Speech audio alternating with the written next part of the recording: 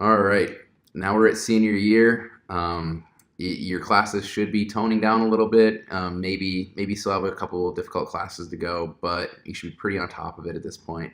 And this year can vary depending on if you already took the MCAT and you're in your application year, or if you're planning on taking a gap year or two. So if let's say that you decided over that you wanted to take the MCAT this previous summer and you sent in your primary application that summer, and now you're starting your senior year and you're starting to get your secondaries. Usually most people will get a good amount of secondaries, depending on how many schools they apply to.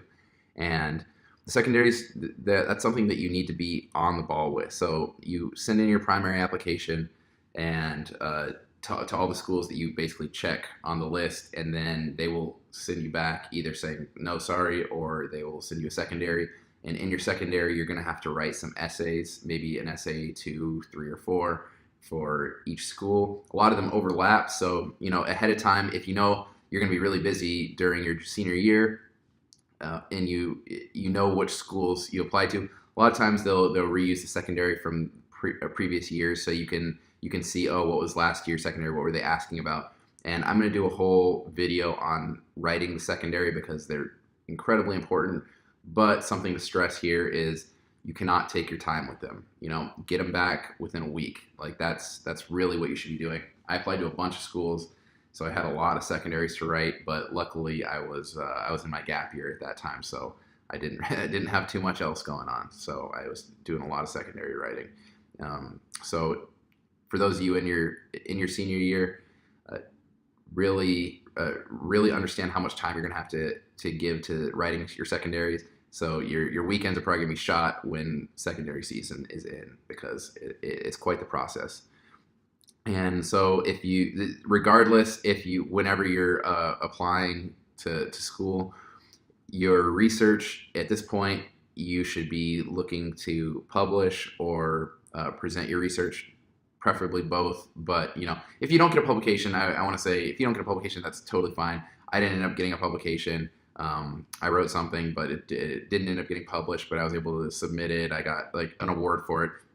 Nothing crazy, but it just shows that I did some work and I actually pursued my field. I displayed an interest in my field, and I presented my research a couple times. So that's all good. The senior year is a time to really shine on your research and really be working on that. If you're not working on secondaries, get working on that research, because that can be really important. That it just makes you really be a standout candidate to med schools. So be working on that. And if you're going to take the MCAT during the senior year or the summer after senior year, that's when you want to schedule a really light class load during the time that that you're studying, because MCAT prep is priority one when you're in that phase.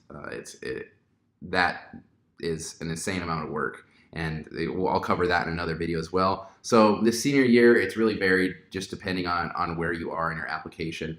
But in that senior year, another important thing, back to the cliche, just try to enjoy yourself. I mean, you might be taking a gap year, so you'll have that a little time to enjoy yourself after. But if you're planning on jumping right into med school, this will be your time to hang out and enjoy yourself with your undergrad friends, because you're about to be fairly busy when you get off to school the following year.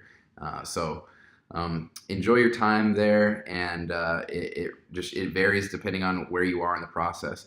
So next video, we're going to talk about the gap year and what you can be doing to bolster your application, but also just how to enjoy your gap year. All right.